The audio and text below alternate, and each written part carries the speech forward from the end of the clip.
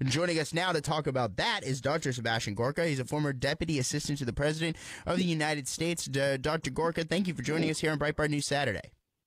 My pleasure. Good to talk, Matt. So, speaking of the fake news media, we busted the fake news over at GQ this week, where they had, and this didn't end up in their final product of their hit piece, the giant hit piece, negative hit piece on Donald Trump Jr., but they had actually asked him a question if he had Oedipal impulses. It was the most absurd thing ever, and you weighed in with probably one of the most hard-hitting quotes we've seen on this. Tell us what your thoughts are on the fake news going after the first family and all these ridiculous questions.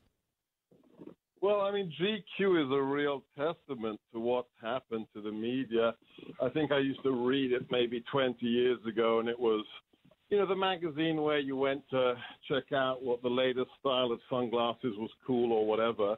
And now they wasn't the author of that article a woman who was fired from her previous job for being a complete, fake news? Yeah, so she was fired, just to be clear, so her name is Julia Ioffe, right? And she was fired from her previous job, right, where she was a reporter for Politico magazine for implying that President Trump wanted to have sex with Ivanka Trump, which is like the most insane thing ever. So she did the exact same thing again. She accused another member of the first family of being incestual.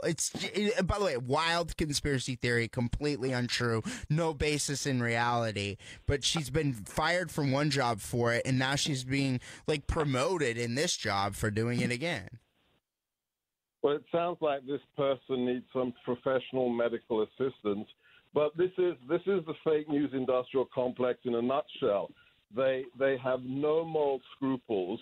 They're not interested in the truth, and the only thing they care about is attacking a duly elected president. So, it's whether it's CNN, whether it's Time Magazine, whether it's GQ, they just cannot cope with the fact that on November the 8th, 2016, we chose Donald Trump for president, and they will use whatever tactics they see fit to try and take him down. But the more they do this, Matt, the better for conservatives in November.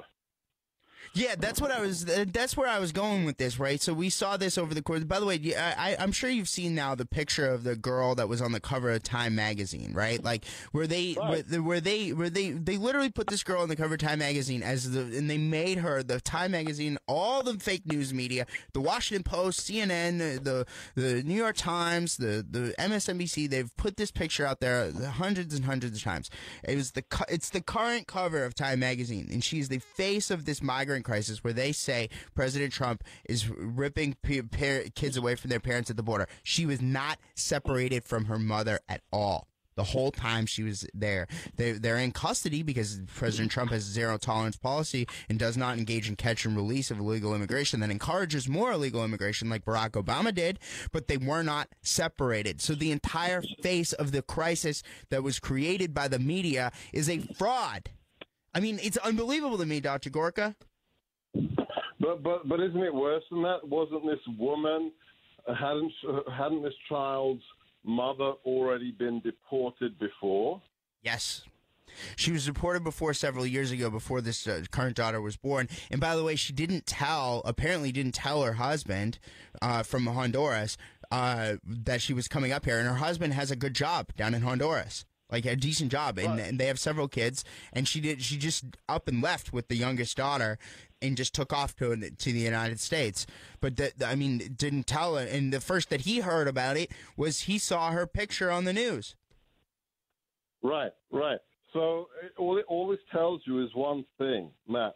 Whether you're Nancy Pelosi or whether you're Time Magazine, you care more about illegal immigrants that have already committed felonies. You care about people who've already been deported before. You care about MS-13 more than you care about Americans. And most important of all, the people who suffer the most from illegal migration, and that's the newly arrived legal immigrants. They don't care about you, and that's why we elected Donald Trump president. And President Trump on Friday did an event with the Angel Moms at the White House, right? And we know the Angel Moms, they've been affected probably the most of anybody by illegal immigration and crime that results from it. And they've actually been permanently separated from their families. These were people who have lost loved ones due to crimes committed by illegal immigrants. We've seen drunk drivers, we've seen murders, we've seen all sorts of different things. It's absolutely astounding that what we've seen, and our hearts go out to them and the losses that they've suffered. And the media never covers their stories. It's unbelievable. But President Trump is giving them a voice. Well, look, the example I give is always the same. Do you remember the State of the Union address where the president invited the parents of victims of illegal immigrants and MS-13 members? I'd like to see the cover of Time magazine. I'd like to see a special by Anderson Cooper or Don Lemon on the girls Kyla and Nisa, the 15-year-old girls, Americans, who were murdered, who were slaughtered in their school by members of an illegal gang that had come here from another country. Why don't we care about those Americans? They're members of a minority, I get it, but is that not cool? Is that something we're not interested in? Do we not care about Americans who live here, who are victims of illegal migration? The value system of the fake news industrial complex is literally upside down, Matt. Mm-hmm. Yeah, so now, Dr. Gorka, you mentioned how this affects us going into the midterms. I think this unhinged nature by the left, by the media, by the Democrats, they're in their complete sophisticated coordination, right? Are they better organized than we are? Sure, but they're engaged in a conspiracy that's designed to elicit faux outrage about something that's entirely emotional, not based in fact, and not even real. And now we're finding out it's all fake news. The entire thing was fake news. So the point is that it was literally based on fraud. It was based on a fraudulent story. But the point is that all of this kind of comes together full circle. It's very similar to 2016, Dr. G, right? Like, I think we're headed into, President Trump's now out there talking about a potential of a red wave in November. No, we're not even talking about a blue wave anymore. We're talking about a red wave. I mean, could Republicans hold the House and pick up significant amount of more seats in the Senate in the midterms if the Democrats are still and the left is still unhinged as they are? Well, there's one significant issue here, and it's the question of how far can you get politically with hatred. The left only has hatred. There is no campaign platform. You can't say we want the economy to be bad. We can't say bring back ISIS. The Democrats have nothing. All they have is hatred. So I think there's a distinct limit to how far hatred gets your base excited. There's a distinct limit to how many people in the middle you can win over with hatred. And the big difference between the left and the right is that our fuel isn't hatred, Matt. Our fuel is love of our country. And I think that's a far, far more powerful fuel. And that's why I remain optimistic about November. Mm-hmm. So what is our message, the Republican message walking into November? I think it's, are you better off today than you were 2 years ago? And if you look at the vast majority of Americans, whether it comes to their economic prospects, their paychecks are bigger, right? So they're getting wages, they're getting a job, they're getting higher wages, they're getting, they're safer. ISIS is basically destroyed, right? You've got, the president is actually standing up to China. And look at what happened with North Korea. The negotiations with Kim Jong-un are definitely proving fruitful. You're better off today than you were 2 years ago. What's the message, Dr. Gorka, walking into the midterms? It's very simple as far as I'm concerned, and this is what I've told all the candidates that I'm supporting for the midterms. There's a very simple question you have to ask everybody you meet. What do you think of the last year and a half? And it doesn't matter what the issue is, national security, the economy, migration, and you just ask that person, what do you think of the last year and a half? And when they say, yeah, it's pretty good, then your next question is, how about another 6 years of that? That's the message. That's all you need to ask. If you like the last year and a half, how about another 6 years of that? And that will bring us that will bring us the results we need come November. Mm-hmm. And now the whole media again, and I know we've talked about the fake news industrial complex. We had on earlier in the show Andy Sarabian, who I know you guys have talked about this before. What do we have to do to get back to? It's actually Andy's phrase. He lent me that phrase when we worked in the White House. Yes, but that's his genius. Right. So, but like, what do we have to do to like get back to a place where is it possible to get back to a place where we do have honest media again? Is that even doable, or, I mean, can we get there? Wow, that's a great question. That's a tough one. Look, there's only one way. Okay, there's maybe two ways that happens. The first way is. And now the whole media again, and I know we've talked about the fake news industrial complex. We had on earlier in the show Andy Sarabian, who I know you guys have talked about this before. What do we have to do to get back to? It's actually Andy's phrase. He lent me that phrase when we worked in the White House. Yes, but that's his genius.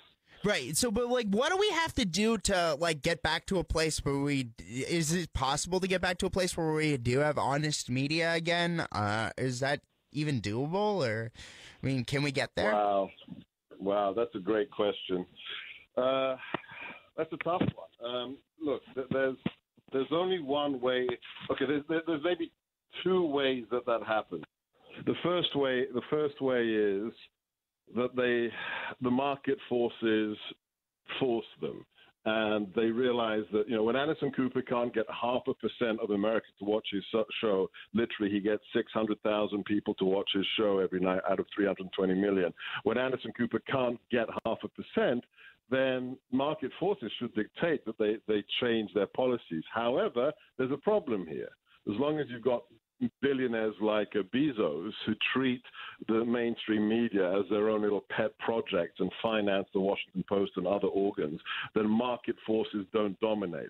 And the only other way that's left is when these people look in the mirror and they realize, I'm not a journalist. When I accuse the president or I theorize about the president or his son with regards to incest and all kinds of craziness, when I call them bigots and racists, when their grandchildren are Orthodox Jews, and they say, this is wrong, and I'm going to stop doing it. But Matt, I don't think they have it in them. I don't think they have that moral compass after what they've done to the president believe their own and his lies. Administration.